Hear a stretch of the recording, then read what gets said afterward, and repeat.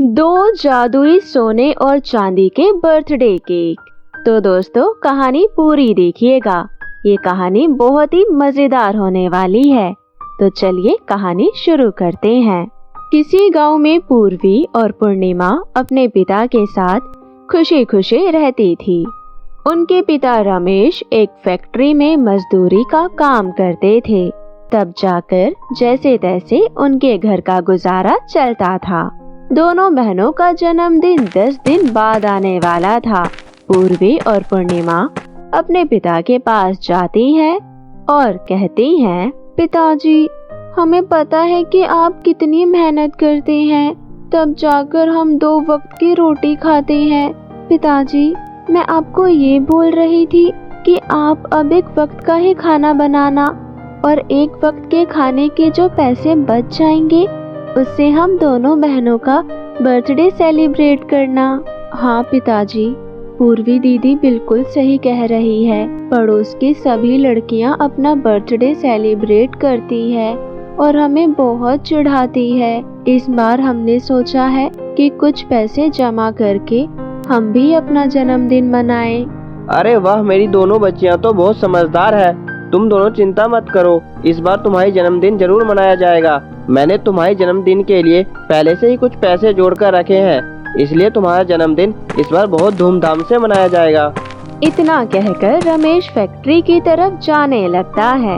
अपने पिता की बात सुनकर पूर्वी और पूर्णिमा बहुत खुश होती है और अपनी पड़ोस की लड़कियों के पास जाकर कहती है, समीरा, तुम हमेशा हमें चिढ़ाती रहती थी ना कि हम अपना जन्मदिन नहीं मनाते।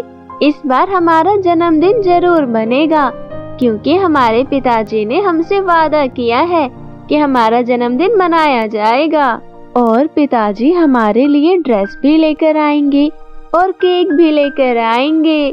तुम्हें परेशान होने की जरूरत नहीं है, क्योंकि हम तुम्हें भी अपने बर्थडे में बुलाने वाले हैं। हम तुम्हारी तरह नहीं हैं जो अकेले अकेले अपने जन्मदिन का केक खा लेंगे। पूर्वी और पूर्णिमा के इतना कहते ही सभी लड़कियां उन पर हंसने लगती है। लगता है तुम दोनों ने रात में कोई सपना देखा है, जो तुम्हें लग रहा है कि तुम्हारा भी जन्मदिन सेलिब्रेट होगा।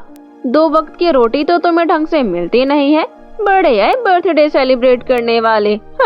तुम जैसे गरीब बच्चों के लिए बर्थडे सेलिब्रेशन नहीं बना है। बर्थडे सेलिब्रेशन तो हम जैसे अमीर लोग करते हैं, समझी तुम? इतना कहकर सभी लड़कियां हंसते हुए वहां से चली जाती है। रात को रमेश काम करके फैक्ट्री से लौट रहा होता है, तभी उसका एक्सीडेंट हो जाता है। इतने भयानक एक्सीडेंट में रमेश की मौत हो जाती है। इस बात की खबर जब पूर्वी और पूर्णिमा को मिलती है तो दोनों रोते हुए अपने पिताजी के पास जाती है। अपने पिताजी को देखकर दोनों बहनें बहुत रोने लगती है। पिताजी, अपनी आंखें खोलिए, आपके अलावा हमारे इस दुनिया में कोई नहीं है। अब मैं कैसे रहूंगी, क्या करूंगी? पिताजी, आंखें खोलिए। सुबह तक हम दोनों कितने खुश थे, आखिर हम दोनों की खुशियों को किसकी नजर लग गई? पिताजी ने हमसे बोला था कि इस बार वो हमारा जन्मदिन मनाएंगे, लेकिन वो तो हमें छोड़कर ही चले गए। थोड़ी देर बाद पूर्वी और पूर्णिमा अपने पिताजी का दाह संस्कार कर देती है। पूर्वी और पूर्णिमा अपने पिताजी के जाने के बाद उदास रहने लगती है। ऐसे ही 1 हफ्ते बीत जाते हैं। पूर्वी पूर्णिमा से कहती है, पूर्णिमा, घर में जो भी राशन था सब खत्म हो गया है। लगता है अब मुझे बाहर जाकर काम ढूंढना पड़ेगा। दीदी, तुम अकेले मजदूरी नहीं करोगी, मैं भी तुम्हारे साथ बाहर मजदूरी करने जाऊंगी। अब हम दोनों बहनें ही एक दूसरे का सहारा है। हाँ पूर्णिमा, मैं दूसरों के घरों में झाड़ू पोछा करूंगी और तू जाकर किसी के खेत में काम कर लेना। इससे हमें अलग अलग पैसे मिलेंगे और हमारा घर का गुजारा अच्छे से चलेगा। इतना कहकर दोनों बहनें काम ढूंढने चली जाती है। उसके बाद पूर्वी लोगों के घरों में काम करने लगती है और पूर्णिमा खेतों में काम करने लगती है। इसी तरह दोनों बहनें काम करके अपना पालन पोषण कर रही होती है। एक दिन रास्ते में पूर्वी और पूर्णिमा को समीरा और अक्षिता मिलती हैं। पूर्वी और पूर्णिमा, मैं तुम्हें याद दिला रही हूँ कि 2 दिन बाद तुम्हारा बर्थडे है। कुछ दिन पहले तुम दोनों ने हमसे कितनी चौड़ में कहा था कि तुम अपना जन्मदिन सेलिब्रेट करोगी। अच्छा एक बात बताओ, तुम अपने जन्मदिन में हमें बुलाओगी ना? अरे यार समीरा, क्यों उस बेचारी की दुखती रत पर हाथ डाल रही है? खुद तो ये दूसरों के घरों में झाड़ू पोछा करती है, तो फिर अपना जन्मदिन सेलिब्रेट कैसे कर सकती है? मैंने तो पहले ही कहा था, इन जैसे गरीब और गंदे लोगों के लिए जन्मदिन सेलिब्रेट करना बना ही नहीं है। समीरा और अक्षिता की बात सुनकर पूर्णिमा को बहुत गुस्सा आता है और वो दोनों को 2-2 थप्पड़ लगा देती है। उसके बाद पूर्वी और पूर्णिमा वहाँ से चले जाते हैं। चलते चलते दोनों बहनें किसी जंगल में पहुँच जाती हैं। जंगल में पहुँचते ही दोनों बहनों को एक सोने का और एक चांदी का बर्थडे केक दिखाई देता है। तभी सोने का केक बोलती है, तुम दोनों बहनों का यहाँ स्वागत है। अब मैं तुम दोनों से एक सवाल पूछूंगी। अगर तुमने सही जवाब दिए तो ये सोने और चांदी के केक तुम्हारे हो जाएंगे। हाँ, पूछो। तुम्हारे पास 2 रोटी हो और अचानक तुम्हारे सामने एक बूढ़ा और भूखा आदमी आ जाए तो तुम क्या करोगी?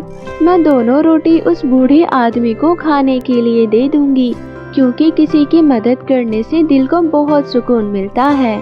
तुम बहुत नेक और ईमानदार हो, इसलिए अब से ये सोने और चांदी का केक तुम्हारे होवे।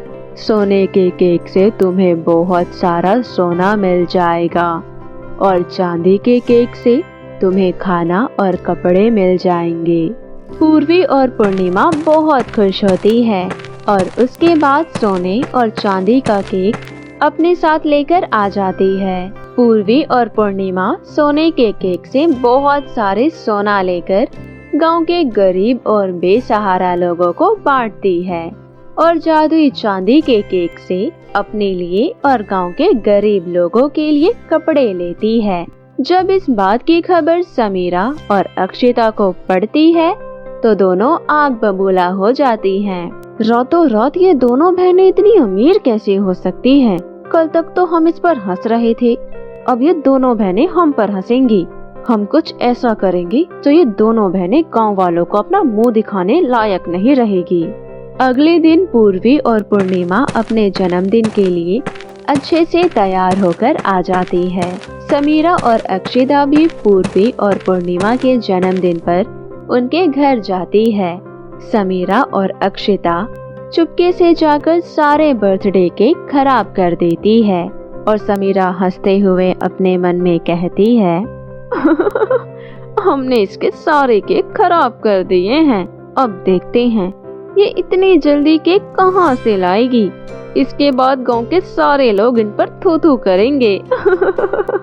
बड़ा मजा आने वाला है। जैसे ही इस बात की खबर पूर्वी और पूर्णिमा को चलती है तो दोनों बहनें चांदी के केक से कहती है, जादुई चांदी के केक, कृपया हमें एक बड़ा सा केक दे दो। हमारे सारे केक खराब हो गए हैं और गांव वाले केक खाने का इंतजार कर रहे हैं। उनके इतना कहते ही एक बड़ा सा केक वहां आ जाता है। पूर्वी और पूर्णिमा जैसे ही वो बड़ा सा केक बाहर लेकर जाती हैं तो अक्षिता और समीरा इतना बड़ा केक देखकर हैरान रह जाती हैं। दोनों बहनें अपना जन्मदिन गांव वालों के साथ खुशी खुशी मनाती है। थोड़ी देर बाद पूर्वी और पूर्णिमा समीरा और अक्षिता के पास जाती है और उनसे कहती हैं, हमें अच्छे से पता है कि तुम दोनों ने ही हमारी जन्मदिन पार्टी खराब करने के लिए ये सब किया था। अभी भी समय है सुधर जाओ, क्योंकि इस बार तो हमने तुम्हें छोड़ दिया है, लेकिन अगली बार बिल्कुल नहीं छोड़ेंगे। इस बात का ध्यान रखना। उसके बाद समीरा और अक्षिता वहाँ से मुंह लटकाए चली जाती है। पूर्वी और पूर्णिमा जादुई सोने और चांदी के केक के साथ खुशी खुशी अपना जीवन व्यतीत करने लगती है। तो मेरे प्यारे दोस्तों, कैसी लगी आपको मेरी ये कहानी? मुझे कमेंट करके जरूर बताएं। और हाँ दोस्तों, अगर आपको अपने मनपसंद की कोई कहानी सुननी हो तो हमें कमेंट करके उस कहानी का नाम बताएं। हम आपके लिए वो कहानी जल्द ही लेकर आएंगे। तो दोस्तों, अगर आपको कहानी अच्छी लगी हो तो अपने दोस्तों के साथ भी शेयर करें। और हाँ दोस्तों, साथ ही हमारे चैनल को लाइक और सब्सक्राइब भी कर दे। तो मिलती हूँ आपसे फिर किसी नई कहानी के साथ। तब तक के लिए आप अपना ध्यान रखें। बाय बाय दोस्तों।